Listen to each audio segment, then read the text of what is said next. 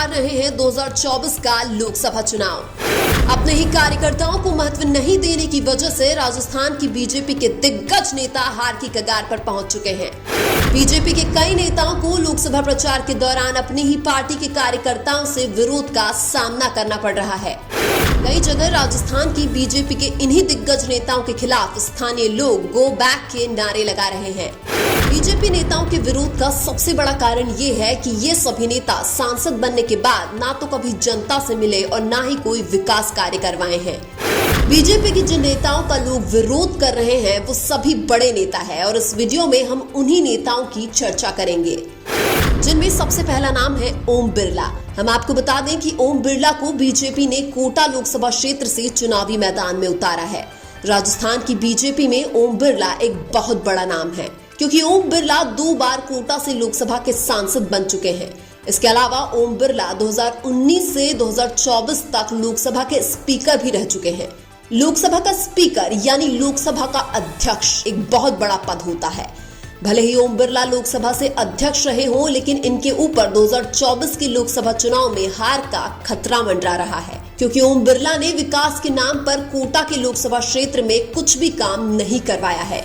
कोटा में ओम बिरला के प्रति जनता की नाराजगी इनकी हार का पहला संकेत है। कांग्रेस ने ओम बिरला के सामने प्रहलाद गुंजल को चुनावी मैदान में उतारा है। कुछ दिन पहले ही प्रहलाद गुंजल ओम बिरला के कारण बीजेपी छोड़कर कांग्रेस में शामिल हुए थे। प्रहलाद गुंजल ने आरोप लगाया था कि हाड़ौती में बीजेपी की राजनीति एक ही इंसान के इर्द गिर्द घूम रही है और उस इंसान का नाम है लोकसभा के स्पीकर ओम बिरला।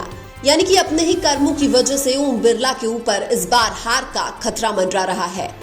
और इस लिस्ट में अगला नाम है गजेंद्र सिंह शेखावत। हम आपको बता दें कि गजेंद्र सिंह शेखावत को बीजेपी ने जोधपुर लोकसभा क्षेत्र से चुनावी मैदान में उतारा है। गजेंद्र सिंह शेखावत भी राजस्थान की बीजेपी में एक बहुत बड़ा नाम है, क्योंकि गजेंद्र सिंह शेखावत अब तक 2 बार सांसद और 2 बार केंद्र सरकार में मंत्री भी रह चुके हैं। गजेंद्र सिंह शेखावत पहली बार 2017 में केंद्रीय कृषि राज्य मंत्री बने थे। इसके अलावा 2019 में गजेंद्र सिंह शेखावत जल शक्ति मंत्री बने थे। लेकिन 2024 के लोकसभा चुनाव में गजेंद्र सिंह शेखावत के ऊपर भी हार का खतरा मंडरा रहा है, क्योंकि गजेंद्र सिंह शेखावत से जोधपुर की जनता बहुत ज्यादा नाराज है। जब गजेंद्र सिंह शेखावत जोधपुर में प्रचार करने जाते हैं तो बीजेपी के ही कार्यकर्ता इनका विरोध कर रहे हैं।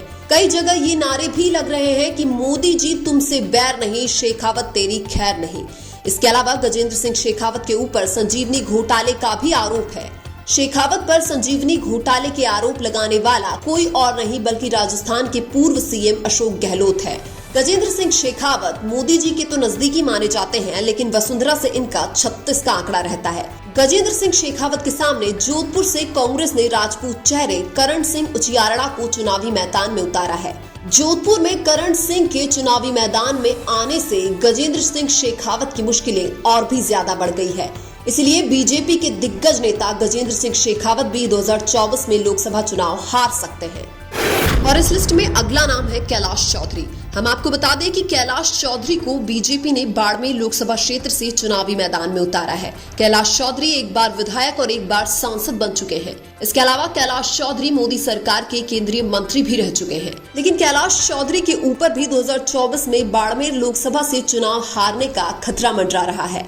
कैलाश चौधरी के ऊपर यह आरोप है कि रविंद्र सिंह भाटी का टिकट कटवाने में इन्हीं का हाथ था। अब वही रविंद्र सिंह भाटी कैलाश चौधरी का लोकसभा चुनाव में पत्ता साफ कर सकते हैं, क्योंकि रविंद्र सिंह भाटी ने बाड़मेर से निर्दलीय लोकसभा चुनाव लड़ने का ऐलान कर दिया है। वहीं कांग्रेस ने भी बाड़मेर लोकसभा से उम्मेदाराम बेनीवाल के रूप में दमदार प्रत्याशी को चुनावी मैदान में उतारा है। अब ये माना जा रहा है कि बाड़मेर में बीजेपी के कैलाश चौधरी तीसरे नंबर पर जा सकते हैं, यानी कि बाड़मेर लोकसभा क्षेत्र से कैलाश चौधरी की हार लगभग तय हो चुकी है।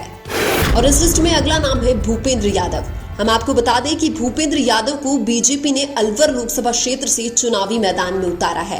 भूपेंद्र यादव राजस्थान से 2 बार राज्यसभा के सांसद बन चुके हैं। इसके अलावा भूपेंद्र यादव केंद्र सरकार में मंत्री भी रह चुके हैं। लेकिन अलवर में कांग्रेस पार्टी ने ललित यादव को भूपेंद्र यादव के सामने चुनावी मैदान में उतारा है और युवा नेता ललित यादव अलवर में भूपेंद्र यादव से ज्यादा मजबूत नजर आ रहे हैं। इसलिए ये माना जा रहा है कि बीजेपी की भूपेंद्र यादव अलवर से लोकसभा चुनाव हार सकते हैं। और इस लिस्ट में अगला नाम है सीपी जोशी। हम आपको बता दें कि सीपी जोशी को बीजेपी ने चित्तौड़गढ़ लोकसभा क्षेत्र से चुनावी मैदान में उतारा है। सीपी जोशी वर्तमान में राजस्थान की बीजेपी के प्रदेश अध्यक्ष हैं, लेकिन सीपी जोशी के ऊपर भी 2024 में चित्तौड़गढ़ से हार का खतरा मंडरा रहा है, क्योंकि 2023 के विधानसभा चुनाव में सीपी जोशी ने बीजेपी के टिकट वितरण में काफी उलटफेर किया था।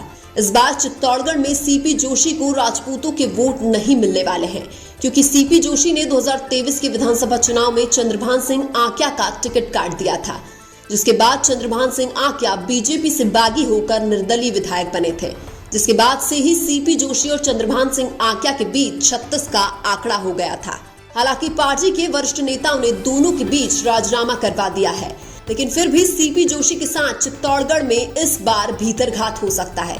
वहीं कांग्रेस ने भी चित्तौड़गढ़ में उदयलाल आंजना के रूप में एक दमदार प्रत्याशी मैदान में उतारा है। इसलिए ये माना जा रहा है कि 2024 में सीपी जोशी चित्तौड़गढ़ से लोकसभा का चुनाव हार सकते हैं। इसके अलावा राजस्थान की ऐसी कौन सी लोकसभा सीट है जहां कांग्रेस पार्टी बीजेपी से ज्यादा मजबूत है? कमेंट करके जरूर बताएं।